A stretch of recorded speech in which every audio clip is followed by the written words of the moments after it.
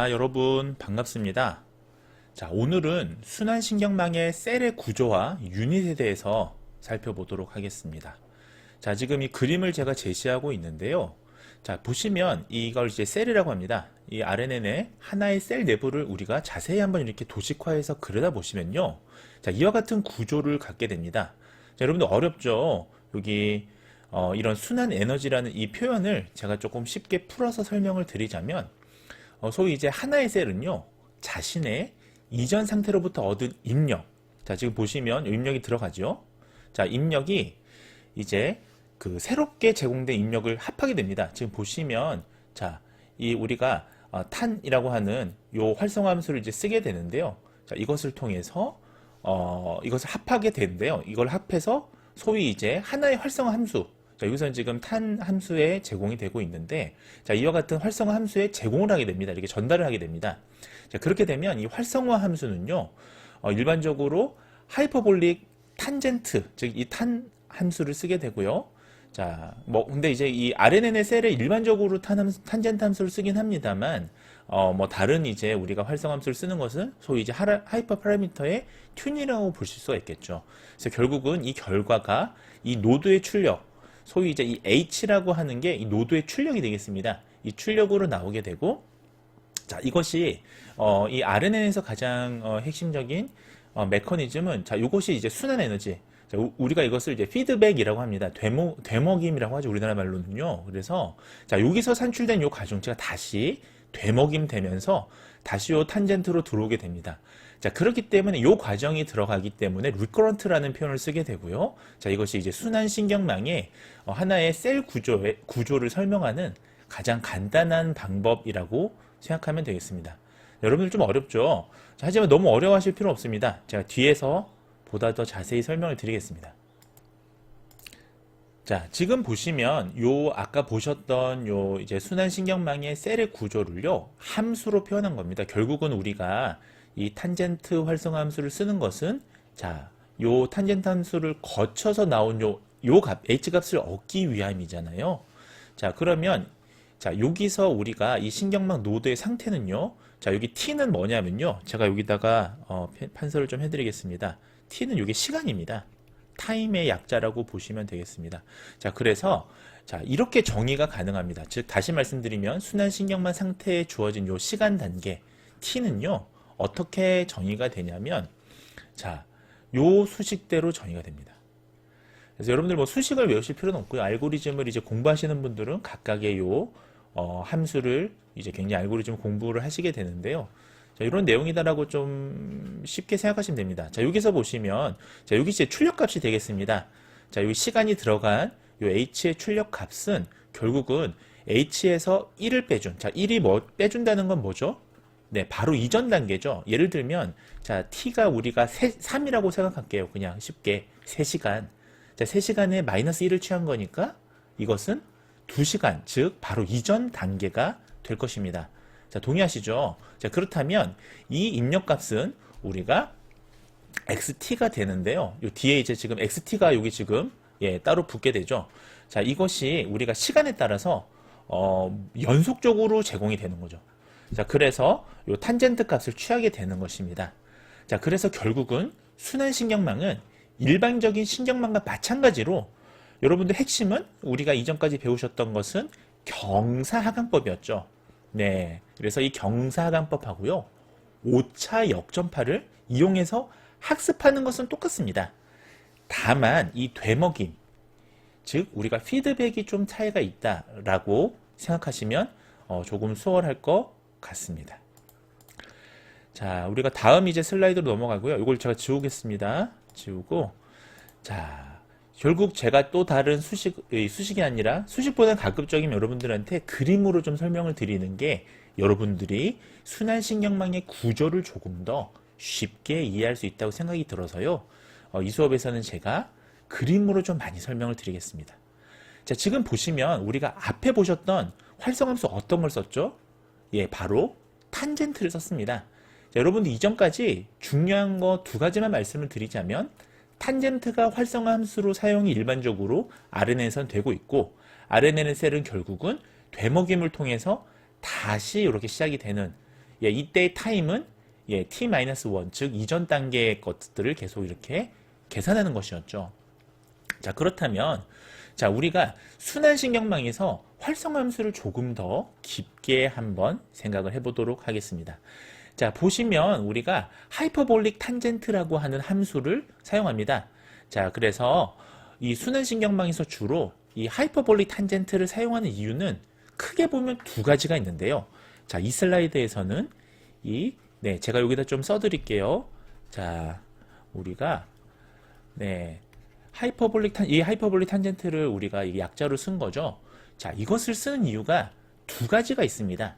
자, 다시 말씀을 드리자면 되먹임이 중요한 순환신경망에서 하이퍼볼릭 탄젠트를 쓰는 이유는 크게 두 가지입니다.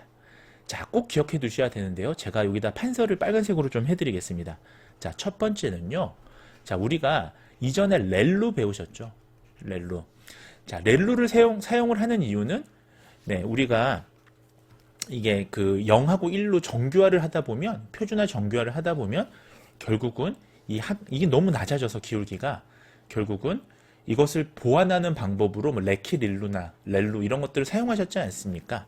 자, 이때 렐루를 사용하는 경우에, 그러니까 렐루가 상당히 일반적으로 우리가 이 딥러닝에서 많이 사용을 하는데요. 자, 이 되먹임 구조 때문에 어떤 현상이 발생되느냐? 자, 렐루를 사용하게 되면요. 자, 이게 오버플로우라고 합니다. 한글로 제가 쓸게요. 그냥 오버플로우라고 합니다. 자, 오버플로우, 오버핏은 들어보셨죠? 오버피팅. 자, 우리가 기본적으로요.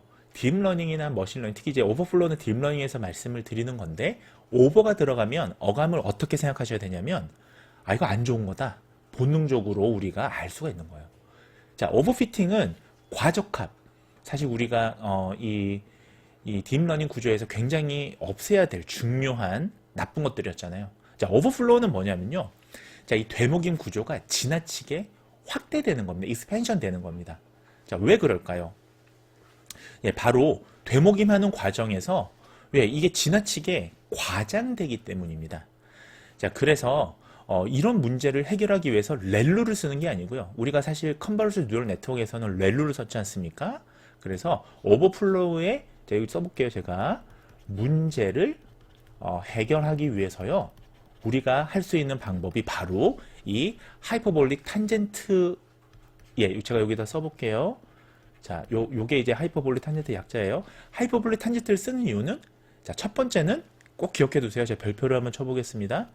오버플로우 문제 때문이다. 즉, 오버플로우를 해결하기 위해서 우리는 탄젠트를 쓴다라는 거죠.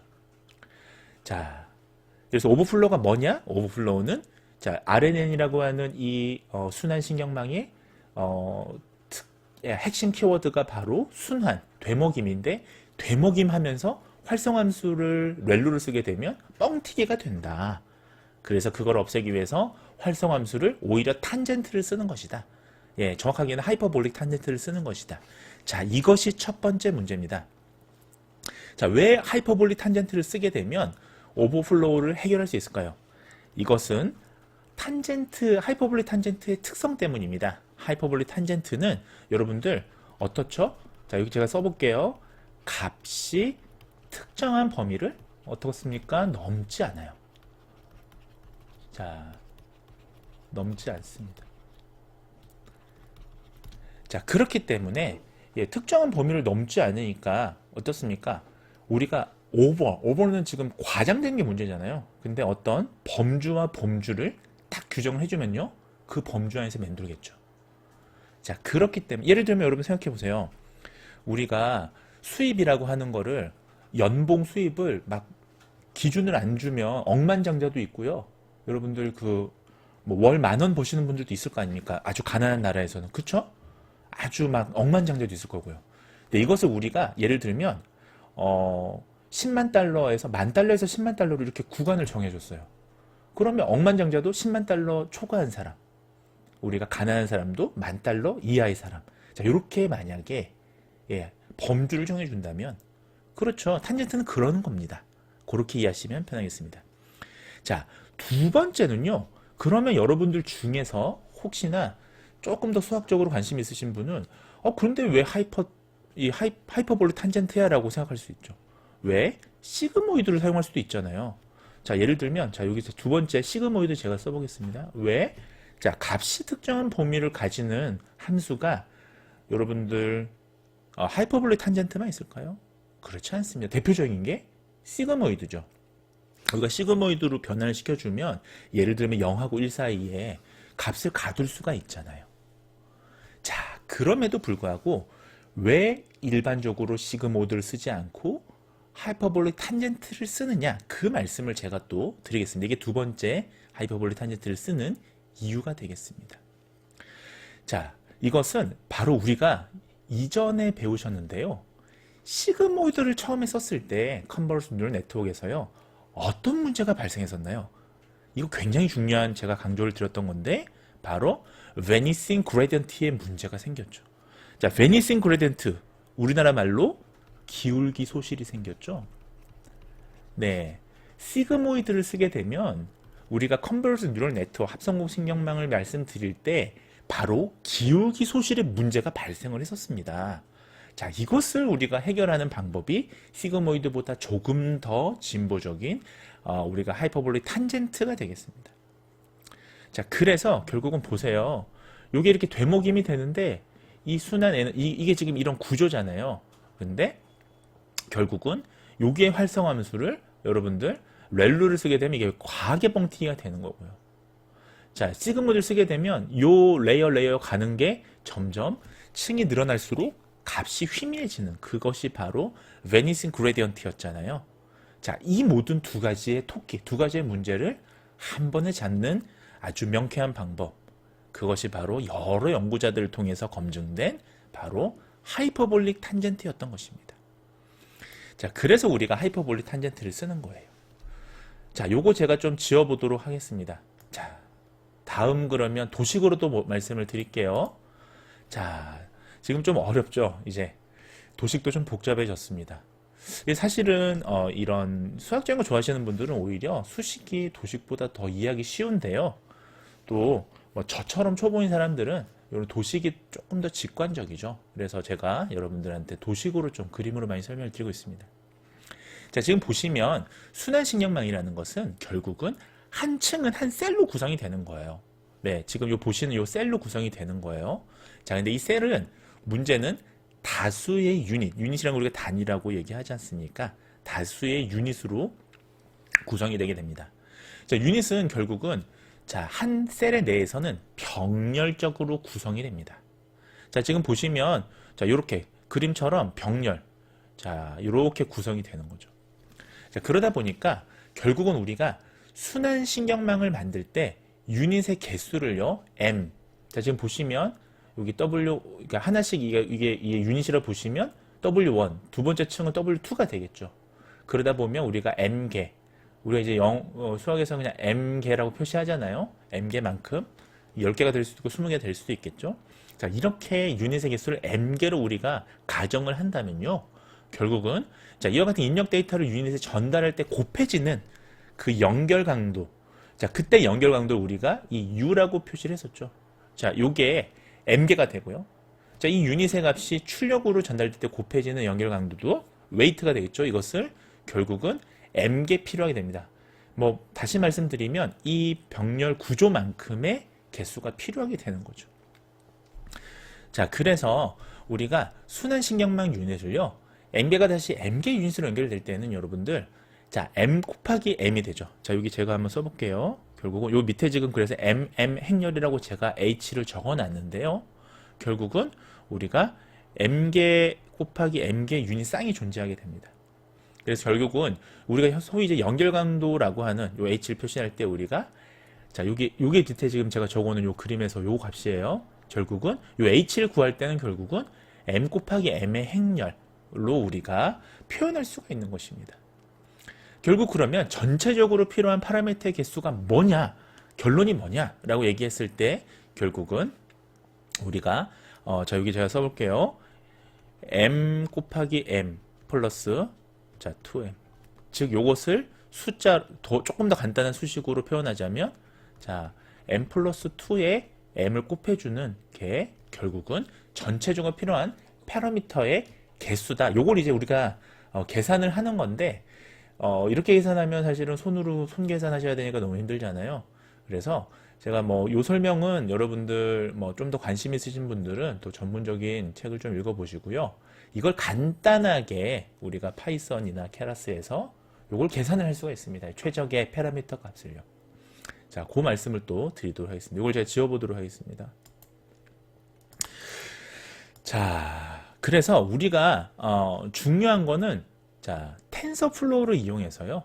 우리가 그러면 이 RNN 구조를 한번 모델을 만들어 볼 텐데 RNN도 여러분들 이제 복잡한 컴플렉스 RNN이 있고요. 심플 RNN이 있습니다.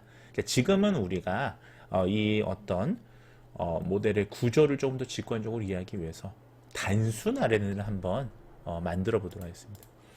짠, 예. 자, 우리가 사실 우리가 텐서플로우를 이용해도 텐서 자체를 구성하기 굉장히 어렵긴 한데 사실은 요 구조 코드 자체는 또 길진 않습니다. 그래서 자, RNN을 만들 때 우리가 자, 테스트용으로 시퀀스 데이터의 입력을 우리가 요 시퀀스라고 돼 있죠. 시퀀스 데이터의 입력을 자, 00, 01, 02 자, 이렇게 하고요. 자, 그다음에 자, 원소를 01, 02, 03 이렇게 가진다고 가정했을 때 자, 요거를 데이터 간격을 그대로 유지한 상태에서 자, 시퀀스 요 랭스라고 하는 게 이제 데이터 간격이에요. 자, 요 지금 이게 텐서죠, 결국은. 요 간격을 네, 유지하면서 자, 0.3, 0.3에 대해서 0.4에 대해서 이 가까이 값을 요렇게 나타내면요. 요렇게 값이 나오게 됩니다. 자, 그래서 우리가 이제 100개의 시퀀스를 준비를 한다고 가정해 볼게요. 그래서 시퀀스에 대응하는 값들을 y에 담도록 하겠습니다. 자, 그래서 이거 제가 지우도록 하겠습니다. 자, 지금 순환신경망에서는요. 결국은 이 시퀀스에 담겨 있는 각 요소가 각각의 입력값으로 이제 제공이 되고요. 자, 텐서플로우에서 입력이 결국은 벡터 형태로 이런 어떤 벡터의 묶음 형태로 제공이 돼야 됩니다. 그래서 각각의 원소가 결국은 0, 0이나 0, 1과 같은 우리가 숫자의 새로운 차원을 더해서 0, 0, 0, 1과 같은 벡터로 만든다고 가정해 볼게요. 이렇게 묶어주는 거죠. 그러면 그렇게 해서 시퀀스를 우리가 사이즈 변수에 담아서 100개를 만든다고 가정해 볼게요. 예, 그러면 이렇게 우리가 요런 코드를 치시면 되겠습니다. 그래서 여기 보시면 요 앞에까지는 요 보시면 랭스를 지금 고정해서 3으로 했고요. 자, 그 다음에 여기 보시다시피 자, 0, 0, 1, 0, 2, 0, 1, 0, 2, 0, 3 같은 시퀀스로 지금 이렇게 만들어주는 코드는 이렇게 됩니다. 자, range라는 코드를 쓰시면 됩니다, 여러분들. 그래서 새로운 축을 하나 더 추가하는 거 지금 여기 샵으로 써놨죠. 그래서 axis라고 하는 게 우리가 축이잖아요. 그래서 new axis라고 하는 요 코드를 쳐주고요. num파이에서요. 그다음에 자, 그다음에 목표 값을 생성하는 걸 이렇게 쳐주시면 됩니다. 자, 그리고 우리가 프린트해서 x, 예, i에 우리가 저기 뭐죠? 그 배열을 한번 보시고요. 그다음에 y, i 이렇게 해서 프린트 해보시면 값이 이제 쭉 나오시게 됩니다. 자, 그러면 우리가 네, 생성된 x가 이제 생성이 되죠. 그러면 시퀀스 데이터가 있고요. y에는 실수 레이블 값이 있는 구조로 이제 프린트가 될 거예요. 자, 그래서 우리가 이제 간단한 이제 우리가 심플 RNN, 단순 RNN이라고 표현하죠. 이 모델을 만들어서 입력 값으로 x, 시퀀스 값을 주고 이제 그 다음에 정답은 우리가 y를 얼마나 잘 이용했는지, 그러니까 x를 통해서 시퀀스 x가 y를 얼마나 잘 예측할지 이것을 우리가 살펴봐야 됩니다. 그러니까 앞에는 지금 우리가 그냥 넘파의 배열을 생성한 거예요. 자, 이걸 갖고 이제 실제로 단순 RNN을 만들어 볼 건데, 자, 결국은 케라스에서요. 이걸 어디서 찾냐면 서브 모듈에 있습니다. 이 클래스가.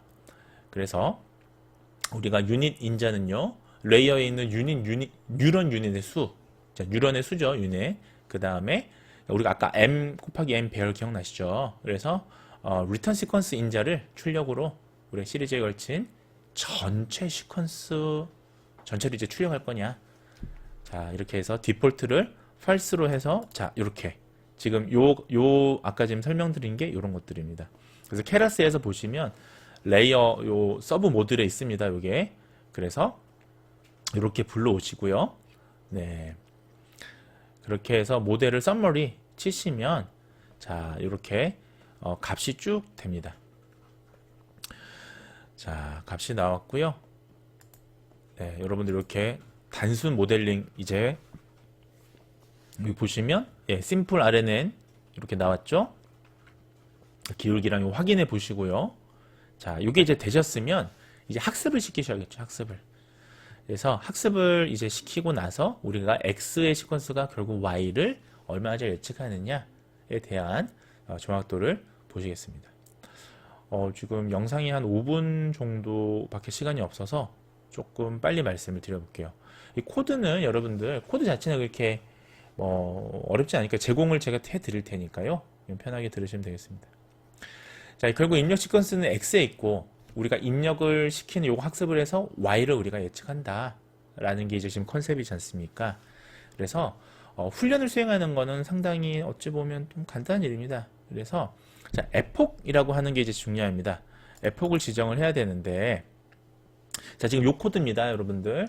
자, 매플롭립을 우리가 임포트를 해줘야 되는 거는 자, 이 케라스든 파이썬이든 매플롭립에서 지금 그래프를 담당하고 있죠. 그러니까 매플롭립을 불러오셔야 돼요.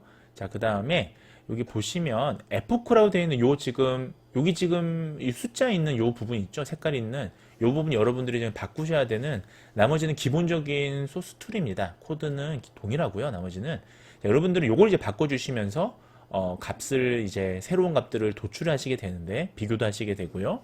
자, 기본적으로 에포크는 한 300 정도, 300이 여기 디폴트로 돼 있더라고요. 300으로 하시고 시퀀스 레이블을 이와 같이 이제 제공하시면 됩니다. 자, 그러면 손실값이 이렇게 요걸 이제 지금 이 프린트를 쇼 이제 함수를 써서 이렇게 보시면 이게 지금 쭉 떨어지죠. 에포크 300에 지금 요거 값은 지금 위에 쭉 나올 거예요. 근데 이건 생략하고 우리가 지금 중요하게 봐셔야 될 거는 여기서는 에포크에 대한 우리가 값을 그래프를 보셔야 되는 거잖아요. 자, 그래서 보시면 손실값이 이렇게 쭉 떨어져야 돼요. 쭉. 자, 지금 쭉 안정적으로 이게 쭉 떨어지셔야 됩니다. 손실값의 변화가. 그래서 만약에 우리가 소위 요 모형이 잘 학습이 돼서 예측이 비교적 옵티멀하다면 좋다면 결국은 값하고 이 예측값하고 실제 값하고 거의 동일하겠죠. 예. 그래서 그걸 보기 위해서 지금 옆에 스캐터 플롯을 x하고 y 햇에 대한 그러니까 y 햇은 우리가 예측하는 값이잖아요. 그러니까 실제 x가 아니라 y입니다. 죄송합니다. 그러니까 y 실제 값하고 y 햇 그러니까 기대값 예측값하고의 일치를 보는 건데 이것이 우리가 이제 다른 어떤 연구들에서는 calibration plus라고 표현을 해요. 사실은 이게 우리나라 말은 잘 모르겠습니다만 calibration 플랫이라고 하는데 근데 사실은 스캣플러스의 형태라고 보시면 됩니다. 그러니까 여기서 이 그림의 핵심은 뭐냐면 지금 요 45도의 요 선이 일치가 되니까 이렇게 45도로 쭉 가겠죠. 만약에 여기 지금 기대값이 만약에 우측의 기대값이고 밑에가 실제값이면 이게 서로가 다르면 이렇게 일치하는 값으로 이렇게 직선값을 그리지는 않겠죠. 그래서 결국은 요 직선값 이렇게 대각선값처럼 생긴 요거에 이제 일치하면 이것은 예측값이 그러니까 실제 기대값 실제값이 예측값하고 상당히 부합한다라고 우리가 일종의 반증하는 겁니다. 예, 그래프를 통해서 시각적으로요. 자, 근데 만약에 이제 오차가 많으면 그렇지가 않은 거죠. 자, 좋습니다. 자, 그래서 그 다음 우리가 지금 보시면 이제 자 여기 지금 보시면 10,2, 13, 14 이렇게 쭉 만들었습니다. 이걸 이제 아직 다루지 않은 소위 이제 입력 시퀀스 데이터죠. 자, 요걸 가지고 이제 정답으로 이제 15하고 17 자, 이렇게 지금 답이 나와야 되는데 실제 요것을 우리가 프리딕 요 이제 numpy array의 predict이라고 하는 요 프린트를 프린트 해라라고 하는 요 이제 그 명령을 하게 되면 이 값이 여기 다음이 15잖아요. 그 다음 배열이 벌써 시퀀스니까 이게 15가 나와야 되죠. 맞죠? 12, 13, 14 나왔으니까 자, 요 값은요. 14, 15, 16이 나왔으니까 16이 나왔으니까 요거는 10에 7이 나오겠죠.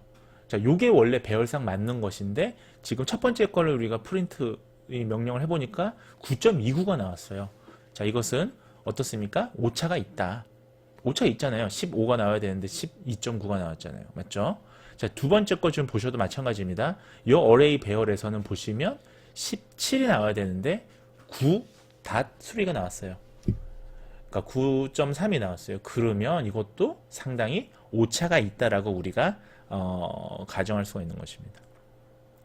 시간이 초과인데 좀 빨리 말씀드릴게요. 그래서 그러면 이게 뭐가 문제냐? 자, 이걸 조정하는 게 하이퍼 파라미터가 되겠죠. 자, 우리가 다시 이전 슬라이드로 돌아가면 여기 제국에 들어가겠습니다.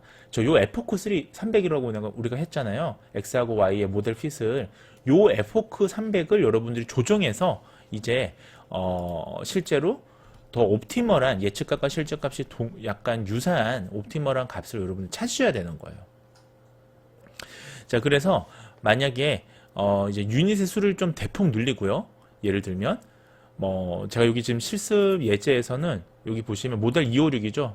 여기서 지금 유닛에 제가 모델 256은 제가 이름을 쓴 거고요. 여기 보시면 유닛이라고 되어 있고 여러분들은 요 지금 녹색이랑 빨간색만 바꿔주시면 돼요. 실습 이그젠플 할 때는요. 자, 유닛을 지금 대폭 늘렸습니다. 256으로 늘리고요. 그 다음에 나머지는 지금 보시면 케라스 레이어 나머지 지금 심플 RNN을 만드는 다른 인풋 값들은 동일하게 지금 이렇게 지정을 했습니다. 자, 여러분들이 동일하게 디폴트를 하기 위해서 false를 눌러주시면 돼요. 시퀀스는 false다라고 하면 이것은 우리가 디폴트 값을 쓰겠다라는 이제 그런 값이 되겠습니다. 자, 그러면 결국은 우리가 나머지는 동일하고 유닛만 256개로 늘렸는데요. 자, 우리가 훈련을 실제로 시켜서 이제 손실값의 변화를 한번 로스값을 변화를 한번 살펴보실게요. 자, 그러면 지금 보십시오. 자, 밑에 지금 나머지는 생략하고 요 지금 나머지 아까처럼 스캐터 플롯으로 지금 우측에 있는 거죠. Y하고 Y 햇을 지금 산출했고요. 그 다음에 좌측에는 로스 값입니다. 자, 지금 보십시오. 로스 값이 쭉 떨어졌죠. 쭉 떨어지고 쭉 이렇게 갔죠. 자, 시각적으로도 우리가 이 모델이 얼마나 피팅이 잘 되는지를 알 수가 있는 거예요. 자, 우측도 보세요. 45도 각도로 지금 예측값과 실제값이 상당히 일치하죠. 자, 아까 거랑 한번 비교를 해볼게요. 지금 요거랑, 자, 짠, 어떻습니까? 얘도 상당히 일치한 것처럼 보이지만 사실은 끝에가 좀 끊겼죠. 예, 그리고 여기 로스도 확 떨어지는 게 아니라 서서히 여기 떨어지기 사실은 좋지 않은 거죠. 자, 지금 보세요. 요거는 차이가 샥 떨어졌죠. 그러니까 로스가 없다는 거는 정확하다는 거잖아요. 그만큼 손실이 적다는 거잖아요. 이렇게 나와야 되는 거죠. 이렇게 지금 스캐터 플롯 저는 이제 캘리브레이션 플롯이라 표현하기 좀 더 익숙한데요. 어쨌든 이 캘리브레이션 플롯에도 훨씬 이것이 좋음을 우리가 확인할 수가 있습니다. 자, 지금 파라미터가 결국은 쭉 늘었고요. 그래서 지금 토탈 파라미터 밑에 보세요. 그러면 66,305개로 이렇게 지금 증가를 했죠. 우리가 그런 것도 확인을 할 수가 있었습니다. 아까는 66,305개가 아니라 아까는 여기 461개였잖아요. 그러니까 그쵸? 파라미터가 461개였는데 지금 증가가 얼마 됐다? 여기 지금 보시면 66,305개까지 증가하는 것을 볼 수 있었습니다. 벌써 30분이 지났습니다. 마지막 하나만 더 말씀을 드리면 마무리 될 것 같습니다. 자, 우리가 그래서 지금 에포크는 지금 그대로 뒀죠. 사실은 우리가 유닛만 조절을 해도 상당히 이제 비슷하게 볼 수가 있었는데, 자, 우리가 결국은 아까 보셨던 유닛의 개수가 256개였잖아요. 이것을 우리가 이 입력을요 266개의 이 유닛 입력을 256개니까 이것을 차지하는 원소가 이 요소가 다 266개라는 거죠. 그래서 결국은 우리가 앞에서 우리가 그 도식으로 말씀을 드렸다시피 출력에 꼽혀지는 웨이트 즉 연결 강도도 예, 256개의 이 팩터라고 할 수가 있겠습니다. 자, 그래서 왜냐면 병렬 구조잖아요. 그래서 256개의 요것을 이제 요소를 주고요. 이것이 순환 에너지가, 자, 우리가 아까 병렬 구조 m 곱하기 m 기억나시죠? 자, 그래서 256개가 들어갔으니까 256 곱하기 256이 되겠죠. 네. 요걸 이제 여러분들 계산해 보시면 되는데, 그때 우리가 m 플러스 2 곱하기 m 값이라고 앞에서 결국은 이 정리하면 요 수식으로 된다고 말씀을 드렸습니다. 자, 그래서 이 파라미터 수가 아까 이걸 아마 계산하면, 이게 뭐 손으로 계산하면 또 상당히 오래 걸리는데요. 파라미터가 왜 그러면 66,305가 됐느냐? 이것 때문이에요. 256개의 결국은 파라미터가 곱해졌으니까 결국 이렇게 결국 계산을 하면, 그러니까 256 플러스 2 곱하기 256 뭐 이런 식으로 들어가면 결국은 이것이 66,305가 될 겁니다. 자, 요건 뭐 이 코드가 이제 계산을 해주는 거니까 여러분들 계산하지 마시고요. 머리 아프니까요. 요거 싹 지워드리도록 하겠습니다. 그러니까 값을 해석하는 게 굉장히 중요해요. 사실은. 이게 어떻게 하면 오차를 줄이느냐, 로스를 줄이느냐, 그 궁합을 찾는 게 상당히 중요합니다. 자, 그러면 이제 마지막입니다. 앞서 우리가 이게 얼마큼 정확하느냐, 이것을 우리가 보기 위해서, 자, 지금 256이라는 요 모델은 제가 지금 만든 256개 유닛을 쓰는 모델이잖아요. 이것에 이제 프리딕트 정확도를 한번 보도록 할게요. 자, 지금 우리가 이 numPy 어레이에서 보시면 요 지금 요 시퀀스를 볼게요. 10.2 10.2가 이제 10.2, 10.3, 10.4니까 이거 뭐죠? 10.5가 되죠. 10.5. 원래 이제 실제 값은 10.5가 되죠. 맞죠? 자, 밑에 것도 볼게요. 10.4, 10.5, 자, 10.6이니까 그 다음은 10.7이 돼야 되죠. 우리가 시퀀스가 일정하다는 가정하에서는 우리가 지금 모의로 그렇게 하고 있지 않습니까? 자, 그러면 보세요. 첫 번째 거 우리가 프린트 함수를 써서 우리가 계산을 했더니 10.42가 나왔으니까 실제 값인 10.5와 예측 값인 10.4가 사실은 상당히 근접함을 우리가 알 수 있죠. 자, 이건 상대적인 건데 언제보다 근접하냐? 아까 거 한번 볼게요. 자, 아까 거 우리가 유닛을 20개만 썼을 때, 그러니까 요런 게 이제 하이퍼 파라미터가 되는 겁니다. 자, 유닛을 20개만 썼을 때 우리가 아까 계산했던 게 똑같이 어디 갔죠? 여기 있네요. 자, 요거 제가 지울게요. 아까는 10.5가 나와야 되는데 어레이상 9.29가 나왔잖아요. 그 상당히 차이가 있었죠. 자, 그 밑에 것도 10.7이 나와야 되는데 9.3이 나왔죠. 그러니까 20개의 유닛 단위를 쓰는 것보다 결국은 어떻습니까? 지금 256개로 예, 거의 뭐 한 12배 늘렸더니만 지금 보시면 실제 값하고요, 예측 값이 상당히 이제 일치하더라. 자, 밑에 것도 보시죠. 10.7이 나와야 되는데 10.596이 나왔으니까 사실은 10.6 정도긴 하지만 요 정도의 예측력의 차이는 이전 거에 비해서, 뭐 사실 우리 예측이라는 게 100% 맞출 수는 없잖아요. 그러니까 이전 모델 유닛 단위를 20으로 쓴 모델보다는 상당히 개선됐다라고 우리가 이것을 단정 지을 수가 있는 것입니다. 자, 오늘은 지금 하신 거는 정말 RNN의 심플한 구조를 좀 체험하게 보시기 위해서 한 거고요. 지금 33분이 넘어갔기 때문에 자, 오늘 수업은 여기서 마무리 짓고 다음 시간에는 우리가 이제 이 심플 RNN이 아니고요. 이것을 다춘 구조로 적층을 한 다음에 이것을 우리가 가능하면 이 계산을 하기 편하게 적은 수의 파라미터를 이용해서 옵티멀한 성능을 내는 걸 어떻게 할 것이냐. 사실 이런 게 좀 꿀팁이지 않습니까? 이런 거에 대해서 다음 시간에 다뤄보도록 하겠습니다. 자, 오늘은 여기까지 하겠습니다. 다음 시간에. 안녕히 계세요, 여러분. 전 이 세상의 모든 굴레와 속박을 벗어던지고